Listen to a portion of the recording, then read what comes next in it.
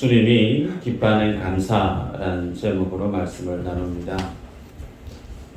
오늘은 한국교회가 맥주 감사주일로 지키는 맥주 감사주일이죠. 이 맥주 절기는 우리가 알고 있습니다. 성경에서 맥주절에서 기인한 것으로 다 알고 있습니다. 맥주절의 이름이 다양하죠. 기억나시죠? 오순절도 있고 칠칠절도 있어요.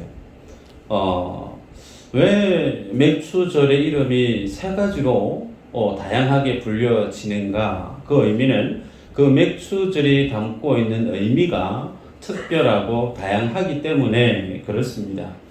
6월절이 지나고 나서 7주를 지나고 첫날이에요. 그 날이 어떤 날이요? 맥주절이에요.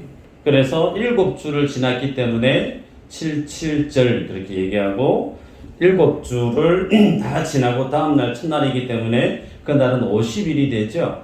그래서 오순절 그렇게 명명합니다. 하나님은 이 맥주절을 이스라엘 백성들이 광야에서 40년 동안 훈련받을 때 그때 주님이 이 절기를 제정하시고 이스라엘 백성들에게 전해 주셨어요. 왜요? 하나님이 이스라엘 백성들의 종국에는 가나안 땅에 가서 그들이 이 보리, 이 밀, 허다의 많은 곡식의 씨앗을 뿌려서 추수할 날이 올 것을 주님이 아시고 그래서 미리 너희들이 그 가나안 땅에 들어가서 추수하게 되어지면 그 추수한 날을 기념을 해서 하나님 앞에 감사의 절기로 지키라 그렇게 말씀을 주셨습니다. 그래서 우리는 알고 있어요. 이스라엘 백성들이 40년 동안 광야에서의 삶을 보내지 않았습니까? 그 40년의 시간은 상당한 고난이, 상당한 괴로움이, 상당한 아픔이 있었던 40년의 세월이죠. 그래서 꿈에도 그리던 정말 언제 하나님 우리에게 나에게 주실 그 약속의 땅에 들어갈 수 있을까? 그 약속의 땅을 꿈꾸듯 그렇게 기대했던 그날 도착해서 씨를 뿌려서 첫 수확을 한 날이 바로 맥주절입니다. 그래서 이 맥주절 하나님의 그날에 이스라엘 백성들이 경험하게 된 그 감격, 그 기쁨, 그것을 미리 주님이 아시고 그날에 너희들은 하나님 앞에 맥주절로 주님 앞에 지키라 그렇게 명하고 있는 것을 봅니다. 특별히 이 맥주절 이스라엘 백성들이 경험하기까지는 그들에게 허다의 많은 스토리가 있었습니다. 출애굽을 했을 뿐만 아니라 출애굽을 해서 그냥 평탄하게 가나안 땅에 간 것이 아니고 이스라엘 백성들이 그들을 죽이려 쫓아왔잖아요. 그래서 홍해의 그 절망 앞에 그 벽 앞에 멈추어서 이도 저도 하지 못했던 그 두려움의 시간들을 건너뛰고 또 아말렉이라고 하는 이방 족속의 칼날 앞에서 두려워 떨어서는 그 모든 인생의 위기 때에 하나님이 이스라엘의 그 원수들을 다 무찔러 주셨단 말이죠.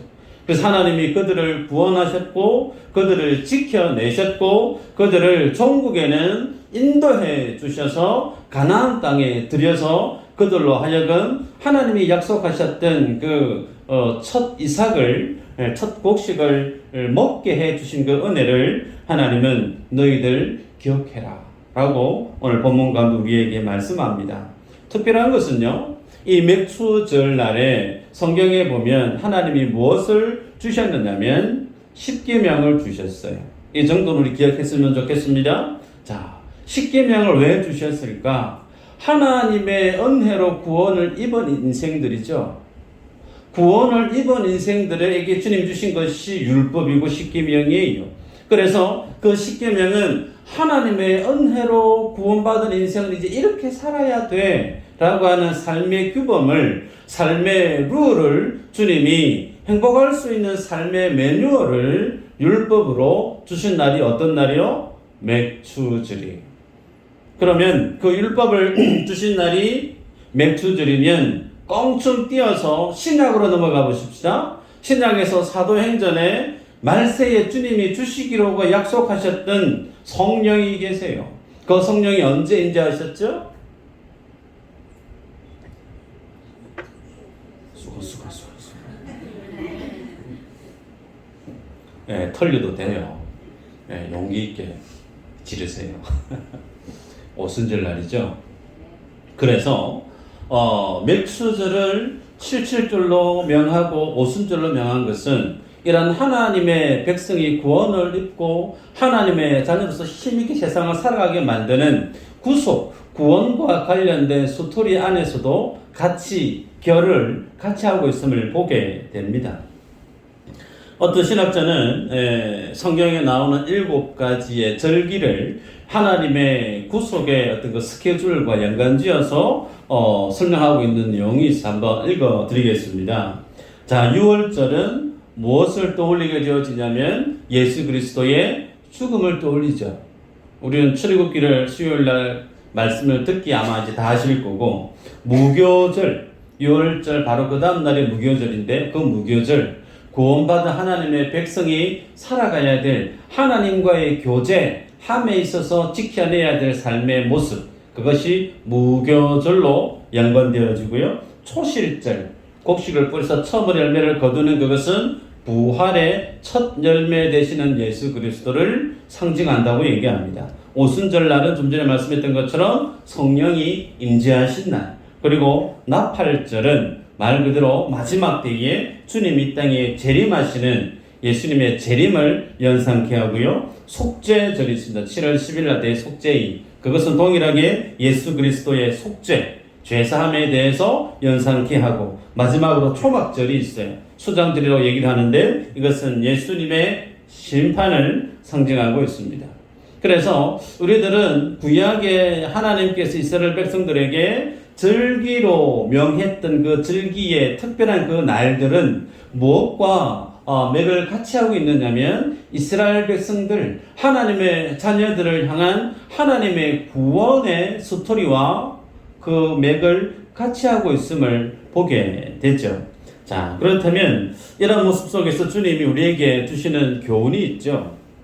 왜 하나님이 그들에게 절기를 주시느냐면 너희들은 하나님의 구원을 덧입은 인생이기 때문에, 그 하나님의 은혜로 하나님의 언약으로 구원을 입은 인생이기 때문에 너희들은 구원받은 자로서 이제 이렇게 살아가야 되라고 하는 삶의 매뉴얼을 하나님의 절기로 못 받고 있어요. 그래서 하나님이 나를 어떻게 구원하셨고 구원받은 내가 어떻게 살아가야 되는지를 성경책에서만 보는 것이 아니고요. 6월절 그리고 맥추절 혹은 속죄절, 다양한 절기를 통해서 주님이 삶 속에서, 생활 속에서 하나님이 너희들을 구원하신 그 일들을 기억하고 삶의 습관으로 녹여낼 것을 말씀하셨습니다. 그래서 오늘 맥추절 관련된 하나님의 말씀을 보면서 명령이 있어요. 맥추절을 읽었던 본문 가운데 이 명령을 보면서 오늘 우리가 주님 앞에 붙들어야 될 믿음의 진리가 무엇이고 또 내 삶 속에 녹여내야 될, 적용해야 될 하나님의 진리가 무엇인지를 발견하고 붙드는 시간 되었으면 좋겠습니다. 10절에 보면요, 이렇게 기록하고 있습니다. 내 하나님 여호와 앞에 7절을 지키되 내 하나님 여호와께서 내게 복을 주신 대로 내 힘을 헤아려 자원하는 예물을 드리고, 그렇게 말씀을 했습니다. 자원하는 예물을 드리는데 힘껏 자원하는 예물을 드리라. 여러분, 이 모습에서 우리에게 요구하시는 것은 하나님 앞에 절기로 나오는 성도는 특별히 감사하는 신앙으로 주께 나오라는 거죠. 제목이 주님이 기뻐하는 감사예요. 하나님이 기뻐하시는 성도의 모습은, 특별히 절기를 맞아서 주 앞에 나오는 성도의 모습은 감사하는 모습으로 주 앞에 나오라는 거예요. 이게 누구의 말씀이죠? 하나님의 명령이에요. 그런데 그 감사의 모습이 무슨 모습으로 덧붙여서 고백하고 있느냐면 뭐라고 얘기하죠? 내게 복을 주신 대로 내 힘을 헤아려 자원하는 예물을 드리고, 주님 앞에 믿음의 감사를 들고 나오는데 그 감사 속에는 예물을 겸해서 가지고 오느라라고 주님이 못 받고 있어요. 여기에서 내 힘을 헤아려라고 하는 이 말의 의미를 곱씹을 필요가 있습니다. 내 힘이 닿는 대로란 뜻이에요. 소위 내가 할 수 있는 역량, 내가 할 수 있는 그런 상황에서 최대한 하나님 앞에 믿음의 예물을 겸비해서 주님 앞에 나아올 것을 주님이 명령하는 것을 보게 됩니다. 그래서 주님은 이스라엘 백성들이 출애굽을 하고 가나안 땅에 가서 곡식을 뿌려서 그것을 소득을 일궈냈단 말이에요. 여러분 농사 지어 보실 줄 아실 겁니다. 씨앗 하나를 심으면 그 씨앗에서 열매가 하나가 열리나요? 아니죠. 그 씨앗 하나를 심으면 그 씨앗 속에 무수히 많은 열매들이 그 씨앗 속에 있죠. 그래서 그것이 뿌리가 내려지고 열매가 맺혀지면 수많은 열매가 맺힙니다. 많게는 100배, 좀 적으면 60배, 30배. 하나님이 풍성한 수확을 거두게끔 허락해 주셨기 때문에 그 풍성한 수확을 거머쥔 성도는 그것을 하나님이 내게 주신 복으로 이해하라는 거예요. 그래서 이걸 다 내 거야. 내가 땀 흘렸고, 내가 심었고, 내가 수확했으니까 다 내 거야 라고 하나님과 전혀 상관없는 자기의 것으로만 여기는 인생은 하나님의 언약 백성이 아니라는 거예요. 그래서 주님이 풍성함을 수확을 통해서 주셨다라고 하면 그 풍성한 수확에 대해서 주님 앞에 계수해서 힘 닿는 대로 감사의 예물을 들고 주 앞에 나오라 주님이 명하고 있습니다. 여러분, 이 맥주절 당연히 우리가 주님 앞에 나아갈 때 감사의 예배로 나아갈 수밖에 없는데, 그러면 이 감사의 예물을 어떻게 우리가 드릴 수 있는가? 말 그대로 감사의 예물을 드리기 위해서는 먼저 내 안에 뭐가 일어나야 될까요? 감사하는 마음이 일어나야 돼요. 감사하는 마음은 전혀 없는데 예물만 드린다. 그 예물은 하나님 앞에 의미가 없죠. 그러면 내 안에 어떻게 감사의 마음을 주님 앞에 조성할 수 있을까? 곱씹어 봐야 되죠. 지난 날들을 계수해 보는 겁니다. 오늘 맥주 감사 주의를 지키기 위해서 혹여나 여러분들이 이 지난 주 중에 다이어리를 덜쳐가면서 1월 달에는 어떤 일이 있었고 2월 달에는 무슨 일이 있었고 혹 확인해 보시는지 모르겠습니다. 그거 해 보셔야 돼요. 달력을 뒤적이면서 내가 기록하고 지나갔던 다이어리 메모지에 어떤 일이 있었는지 그걸 하나하나 곱씹어보고 그 가운데 내가 기도했던 내용을 떠올려보고 그 가운데 주님이 세미하게 주님이 완벽하게 내 삶을 인도해 오셨던 그 일들을 확인을 해 보셔야 돼요.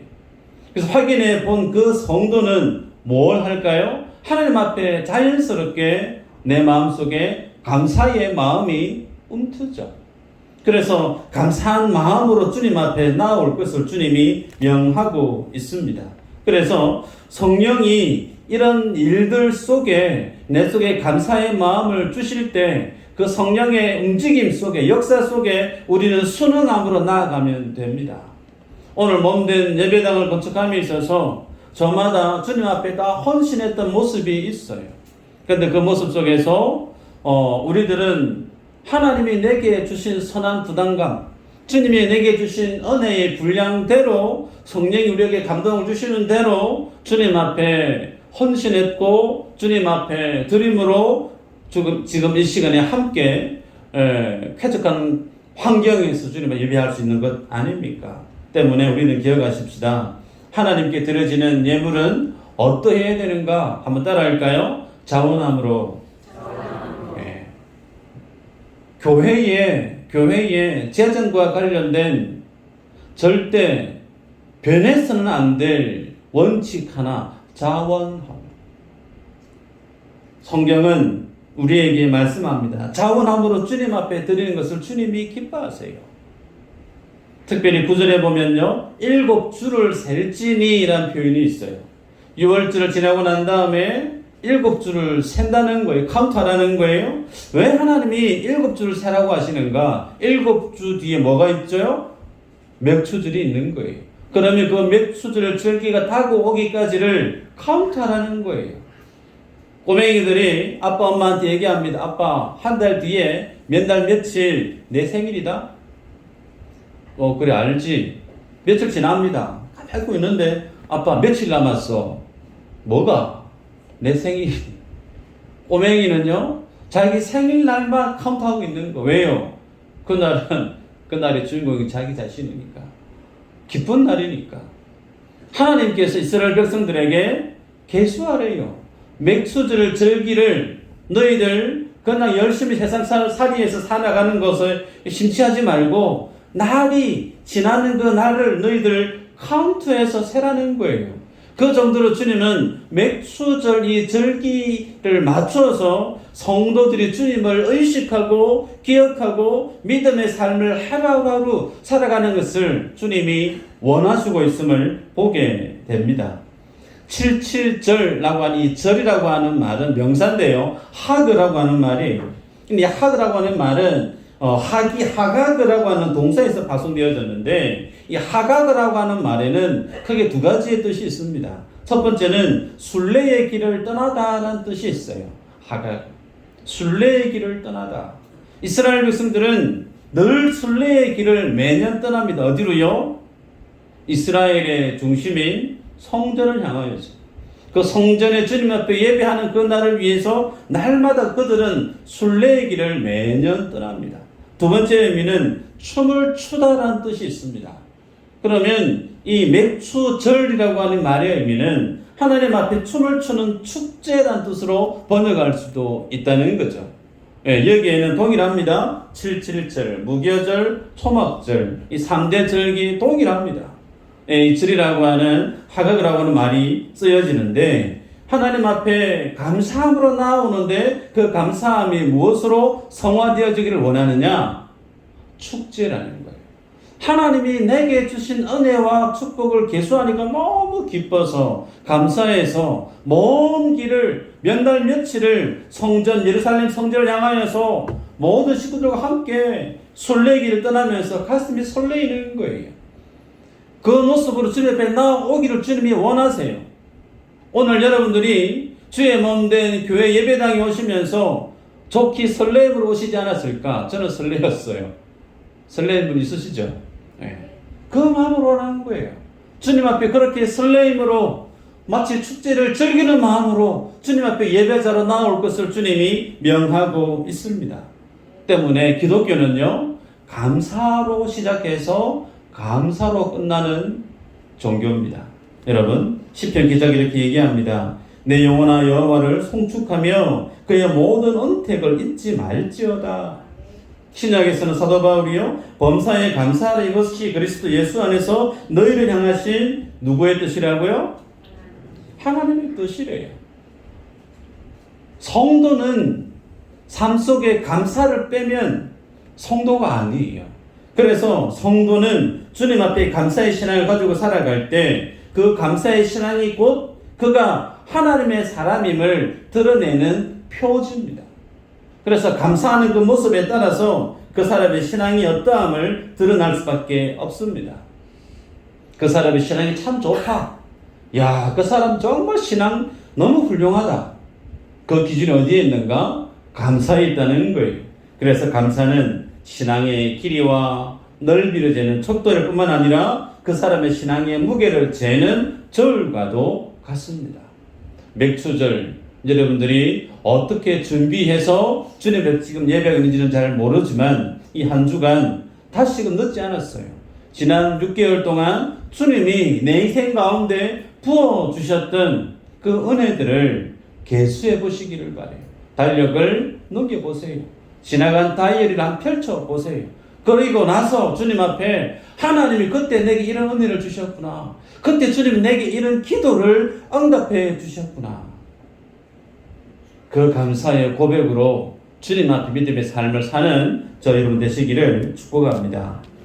두 번째 말씀을 보면요, 11절에 너와 내 자녀와 노비와 내 성중에 있는 레위인과 및 너희 중에 있는 객과 고아와 과부가 함께라는 표현이 쭉 소개되죠. 이들은 어떤 사람들이냐면 이스라엘 공동체 안에 소외되어졌던 사람들이에요. 그래서 하나님은 이 맥추절을 지킬 때 이 소외되어졌던 사람들과 함께 어우러져서 주님 앞에 맥추절을 즐기는 예배자로 나올 것을 명령하고 있음을 우리가 볼 수 있습니다. 여러분, 하나님께서 이스라엘 백성들에게 곡식을 뿌렸을 때 주님이 적절한 물과 바람을 햇빛을 공급을 해서 수확을 얻게 해 주셨어요. 근데 그 수확에 대한 기쁨이 당연히 농사를 지은 사람에게는 있습니다. 그렇죠? 그런데 그 수확의 기쁨을 주님은 무엇을 우리에게 원하시느냐면 당사자만 기쁜 게 아니라는 거예요. 바다에 가서 그물을 놨는데 그날 만선이 된 거예요. 배가. 그러면 그 배 주인인데 나 혼자 나만의 기쁨으로 즐거워할 것을 주님이 기뻐하지 않습니다. 성경은 그 수확한 농사 당사자뿐만 아니라 그 밭이 없고 씨를 뿌리고 싶어도 땅이 없어서 정말 소외되어져서 연약한 처지에 있는 사람들과 함께 뭐하라는 거예요. 그 수확을 기뻐하고 즐거워하라 라고 주님이 우리에게 말씀을 합니다. 여기에는 크게 두 가지가 있습니다. 하나님의 백성은 하나님 앞에서 모두가 평등하다는 거예요. 하나님 앞에서 모든 하나님의 백성들은 그 하나님의 일에 함께 참여할 수 있는 권리가 주어져 있다라는 겁니다. 밭을 가진 사람이든 밭이 없는 사람이든 소출이 많은 사람이든 소출이 없는 주머니 사정이 힘겨운 사람이든 동일하게 하나님의 백성이면 모두가 뭐하다는 거예요? 평등하다. 하나님 앞에 똑같다라는 거예요. 그래서 하나님 앞에 똑같은 권리를 지닌다는 겁니다. 두 번째는 우리가 에베소서 주일 오후에 말씀을 나누지만 하나님이 우리를 구원하신 그 구원은 나 혼자만의 구원으로 끝나는 것이 아니에요. 많은 교회의 성도분들이 오해하시는 것이 있어요. 내가 예수님을 믿고 구원받으면 나는 주님 나라 간다. 틀린 말인가요? 아니요, 맞는 말이에요. 그런데 주님이 우리에게 원하시는 구원이 그것이 전부인가? No. 주님 우리에게 원하시는 구원은 당연히 예수님을 믿고 내가 구원받는 거 당연하고요. 그 예수 믿는 나의 구원이 어디에서 확정되어지고 어디에서 온전히 그 열매를 맺어져야 되느냐면 완성되어져 가는 하나님의 나라 안에서 나의 구원이 확정되고 그 구원이 드러나야 됨을 말씀합니다. 쉽게 얘기해서 나는 예수님을 믿고 기쁘고 즐거운데 같이 있는 성도가 기쁨이 없어요. 소망이 없어요. 날마다 눈물로 밥을 먹어요.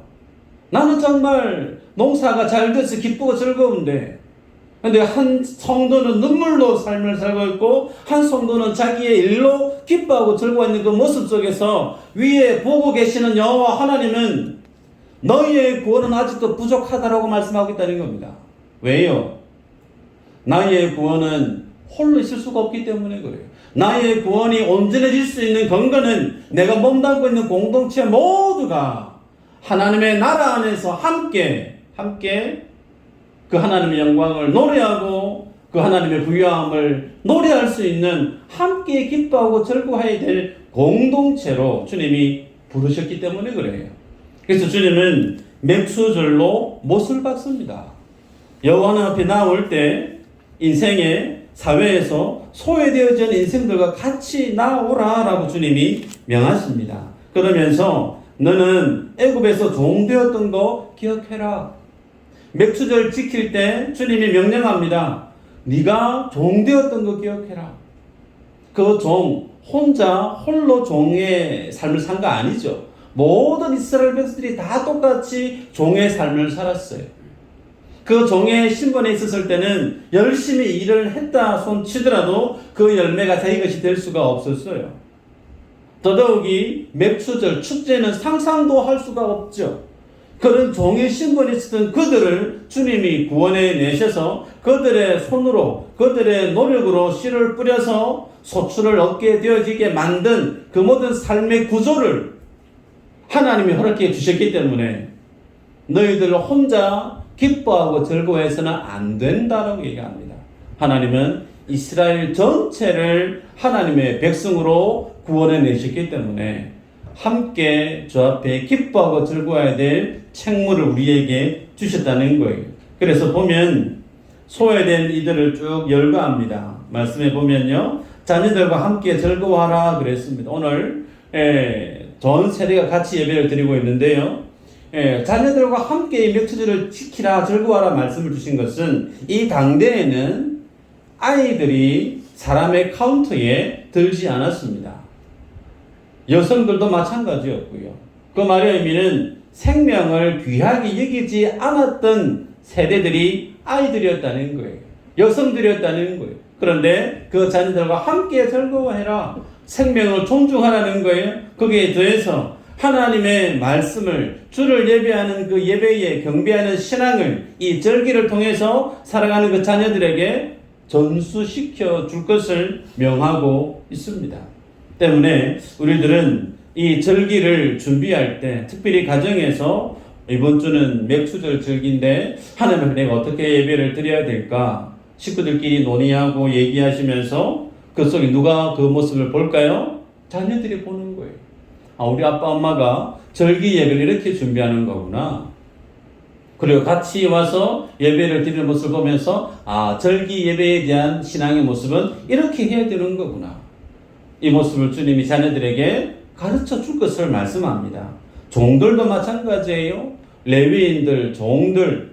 여러분, 이 성경이 3,500년 전에 기록되어졌는데 3,500년 전에 기록되어졌던 이 성경에서 하나님은 인권, 존중이라고 하는 이 의미를 성경에 기록으로 남겨놓고 있습니다. 여러분, 세계 인권 선언을 했던 날이 1948년 12월 유엔 총회에서 있었어요. 1948년 이전에는 인권에 대해서 그냥 무시하고 살았던 시대입니다. 그런데 무려 3,500년 전에 하나님은 성경의 종들, 노비들까지도 주님이 어떻게 해요? 함께 예배자로 그날은 일시키지 말고 함께 예배자로 나올 것을 주님이 선언하고 있습니다. 그 안에는 여성도 있고 과부도 있습니다. 여자라고 해서 예배에서 제외되어지는 인생이 아니라 모든 소외된 계층, 남녀노소, 불문하고 다 나와서 주 앞에 예배할 것을 말씀을 해요. 따라서 우리 교회는 어떤 교회로 나아가야 되느냐? 소외된 계층이 없는 세상을 만드는 교회. 아멘인가요? 우리 교회 안에서 소외된 이가 당연히 없어질 뿐만 아니라 우리 교회가 지향하는 사역의 방향성은 우리 교회가 몸담고 있는 통영, 미수동, 이 한국을 넘어서 세계 열방까지 정말 연약한 자들이 소외받지 않는 세상을 만드는 그 일에 우리 교회가 힘써야 될 사명이 말씀 속에 또렷이 서 있음을 보게 되죠. 그런 우리가 되기를 축복하고요. 마지막으로 한번 따라 하십시다. 하나님의 성전에서 즐거워하라. 네. 11절에 보니까요. 내 하나님 여호와께서 자기의 이름을 두시려고 택하신 곳에서 내 하나님 여호와 앞에서 즐거워할지니라 그랬습니다. 자, 여기 보면요. 여호와께서 자기의 이름을 두시려고 택하신 곳 방점을 찍고 있어요. 하나님은 전지전능하신 무소부재하신 분이세요. 안 계신 곳이 없는 분이세요. 그럼에도 불구하고 하나님은 한 곳을 지정하십니다. 한 곳. 특정한 그 한 곳. 그곳을 주님은 자기의 이름을 두셨대요. 그 이름을 두신 그곳에 와서 이스라엘 백성들이 주께 예배할 것을 주님 우리에게 명하는 것을 보게 됩니다. 이 말의 의미는 무엇을 뜻하는가? 껑충 뛰어넘어서 신약으로 오시면 교회 중심의 신앙생활을 하라란 뜻으로 정리됩니다. 서두에 말씀을 드렸죠. 성령이 인지한 날이 사도행전의 오순절 날입니다. 성령이 인지한 그 날이 무엇이 만들어지느냐면 이 땅 가운데 가시적인 교회가 만들어진 날이에요. 그래서 교회의 생일이 언제인고 물어보시면 성령이 임재한 날이 교회의 생일이라 말할 수가 있습니다. 그래서 주님은 이 성령이 임재한 그날, 소위 맥추절 그 절기에 대해서 이스라엘 백성들에게 성전 중심의 신앙생활을 해라. 신약에 와서는 교회 중심의 신앙생활을 할 것을 못 받고 있습니다. 그러기에 하나님은 주의 자녀들이 아무 곳에서 나가서 예배 드리는 거 주님이 기뻐하지 않습니다. 주님은 택한 곳이 있어요. 그 택한 곳에 와서 예배할 것을 말씀합니다. 이것을 우리는 표현할 때 소위 공적 예배라는 말로 표현해요. 공적 예배.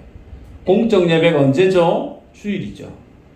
주일날 11시 예배가 소위 우리가 얘기하는 공적 예배입니다. 그래서 우리들은 이 공적 예배 이곳에 성경의 말씀을 보면 하나님의 이름을 이 장소 그리고 이 시간에 못 받고 있음을 여러분이 기억하셔야 됩니다.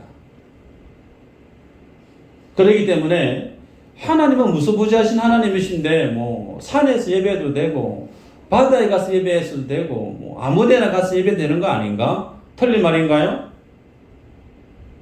맞는 말이에요. 네. 우리의 예배는 가정에서도 있고 직장에서도 있고 혹은 운전하시며 운전대 잡고 가면서도 예배하며 기도할 수 있습니다. 그거 의미 없는 거 아니에요. 의미 있습니다. 필요해요. 그거 주님이 인정하세요. 그런데 그런 사적인 예배가 있다고 해서 공적인 예배를 무시해도 된다? 라고 성경 기록하고 있지 않다는 거예요. 사적인 예배가 분명히 있는 것은 축복할 일이고 감사할 일이에요.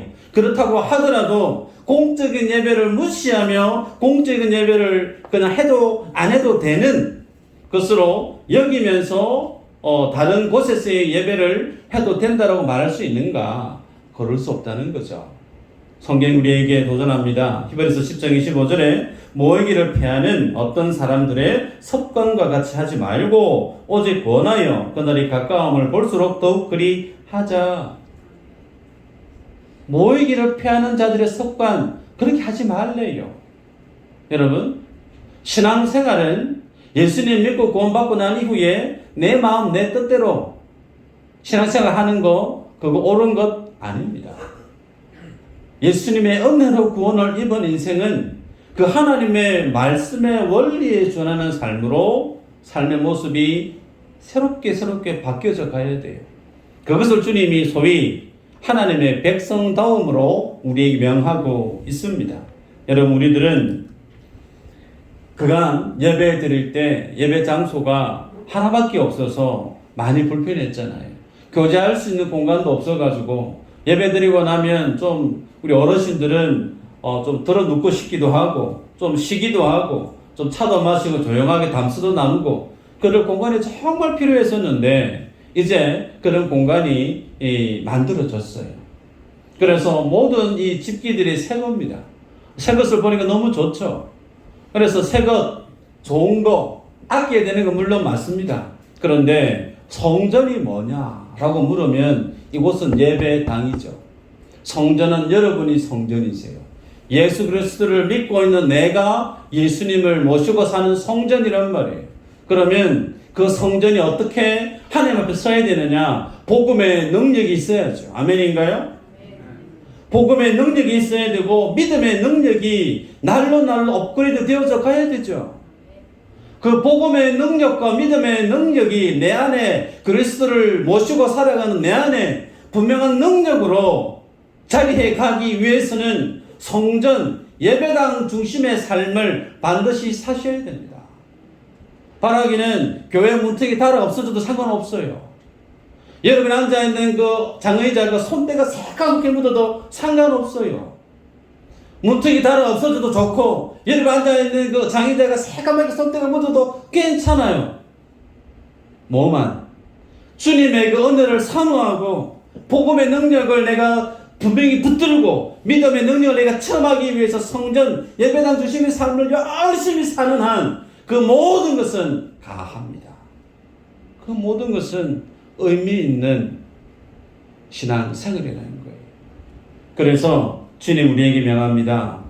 10편 84편 10절에 주의 궁정에서의 한 날이 다른 곳에서의 첫날보다 나은즉 악인의 장막에 사는 것보다 내 하나님의 성전 문지기로 있는 것이 좋사오니. 10편 73편 28절은요. 하나님께 가까이 함이 내게 복이라. 내가 주 여호와를 나의 피난처로 삼아 주의 모든 행적을 전파하리이다. 초대교회 예루살렘 교회가 교회의 모델입니다. 그 초대교회 성도들은 날마다 마음을 같이 해서 성전 모이기를 힘썼다라고 얘기했습니다. 날마다 주일만 예배 온 거 아니고 평일도 왔다는 거예요. 왜요? 와서 모여서 하나님의 말씀을 상고했다는 겁니다. 기도했다는 거예요. 날마다 그렇게 힘써서 주님 앞에 모이기를 힘썼던 예배당 중심의 교회 생활의 그 중심의 모습으로 나아갔을 때 그 하나님의 교회가 든든해졌다는 거예요. 그 믿음의 열매가, 그 믿음의 능력들이 드러났다는 거예요. 바라기는 이 맥추절 속에 녹아있는 주님 우리에게 명하시는 이 메시지, 그 메시지를 내 가슴 속에 분명히 새기시고 예배당 중심의 삶으로 여러분 속에 분명한 말씀의 결과물들이 삶들 속에 일어나기를 축복합니다. 있으셔야 돼요. 신앙생활 덮어놓고 믿어서는 안 돼요. 내가 예수님을 믿고 살아있는 교회에 출석을 하고 예배자로 살아가면 살아갈수록 여러분 삶들 속에는 반드시 있어야 될 게 뭐냐면 믿음의 증거들이 있으셔야 됩니다. 믿음의 증거.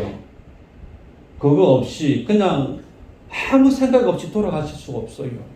믿음의 증거가 여러분의 직장 안에서, 가정 안에서, 내 삶 속에서 분명하게 드러나야 돼요.